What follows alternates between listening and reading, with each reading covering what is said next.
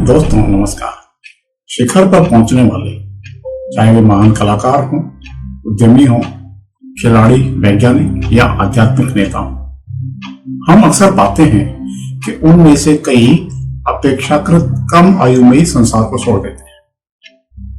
यह प्रश्न मन को झकझोरता है, लेकिन इसका उत्तर भाग्य या दैवी न्याय से अधिक मानव जीवन, मनोविज्ञान, शरीर विज्ञान और सामाजिक दबावों से जुड़ा होता है।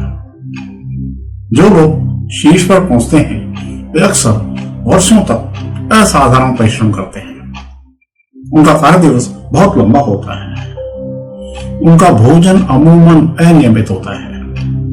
इसके अतिरिक्त वे मानसिक तनाव में रहते हैं और उनकी नींद कभी पूरी नहीं होती। वे अपने शरीर से उसकी सीमा से अधिक काम में लेते हैं। यह सब मिलकर हृदय, नर्वस सिस्टम और इम्यूनिटी पर गहरा प्रभाव डालता है।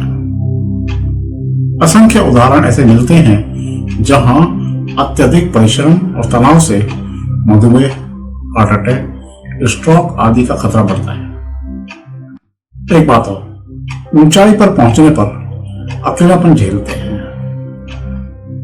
असंख्य लोग जब शीर्ष पर पहुंचते हैं तो उन्हें कई तरह के दबाव घेर लेते हैं।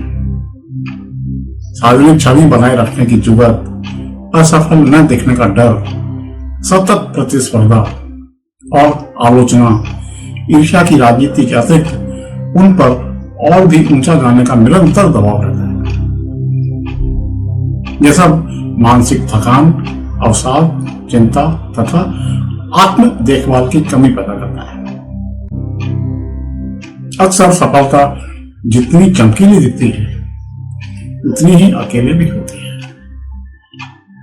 शीर्ष पर पहुंचे कई लोगों का जीवन एकदम अनियमित हो जाता है। देर रात तक काम, अत्यधिक यात्राएं, असंतुलित खान पान, कभी कभी नशे या उत्तेजक पदार्थों की ओर झुकाव, व्यायाम का अभाव, यह सब स्वास्थ्य को दीर्घ काल में नुकसान पहुंचाता है।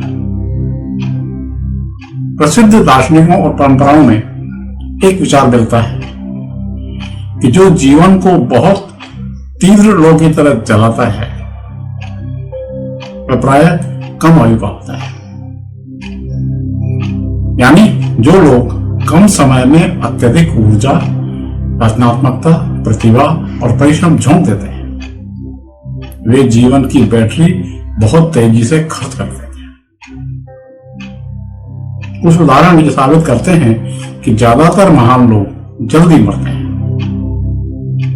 जबकि आंकड़ों के स्तर पर यह सार्वभौमिक सत्य नहीं है। संतुलित जीवन जीने वाले महान लोग लंबी आयु तक जिए।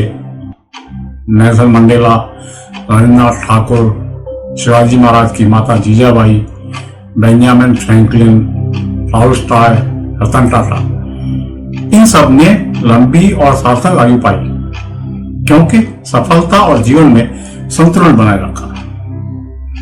एक उदाहरण यह भी है कि महान लोग बहुत कुछ पूर्व जन्म में ही हासिल कर लेते हैं और मौजूदा जन्म में कम उम्र में ही वो पूरा कर लेते हैं।